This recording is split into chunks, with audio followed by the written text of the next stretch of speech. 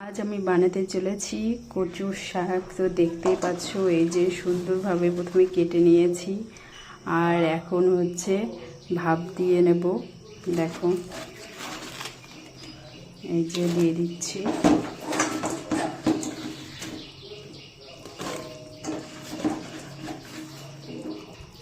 সঙ্গে এই যে দিয়ে দিচ্ছি অল্প করে একটু লবণ, কারণ লবণটা যদি সেদ্ধর সময় দেওয়া হয় তো খুব ভালোভাবে মোলায়েম হয়ে যায়, তার জন্য।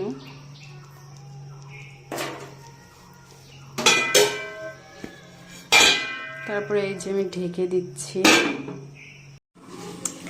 এই দেখো, আমার সেদ্ধ এই যে প্রায় হয়ে গেছে। এখন জলটা ছেঁকে নেব।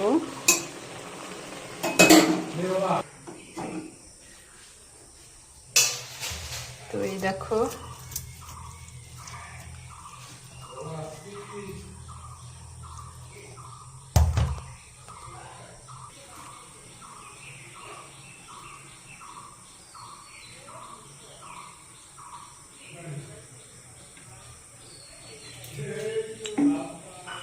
তেল দিয়ে দিই।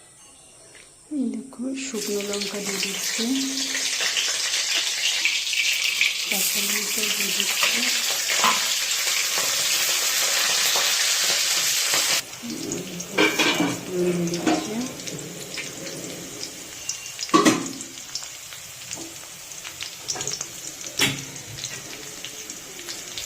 ছোলাটা আগের থেকেই এই যে সেদ্ধ করে রাখা দিয়ে দেবো।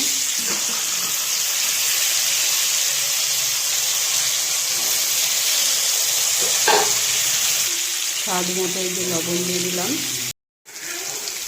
দেখো, হলুদও দিয়ে দিলাম অল্প পরিমাণে। এবার এই দেখো হয়ে এসছে তেলটা। তো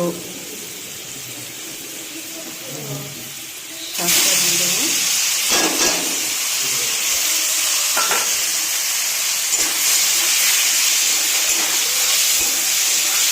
আমি যেহেতু নিরামিষ করছি, তাই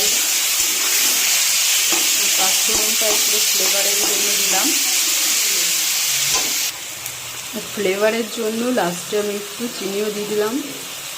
তোমরা কেউ দিতেও পারো, আবার কেউ নাও দিতে পারো। এটা মানে দিলেও হয়, না দিলেও হয়। অনেকে মিষ্টি মিষ্টি খেতে পছন্দ করো, আবার অনেকে মানে ঝাল ঝাল খেতে পছন্দ করো। তো আমার আবার একটু মিষ্টি না হলে ভালো লাগে না, তো সেই জন্য আমি একটু অল্প করে এই যে চিনি দিয়ে দিলাম।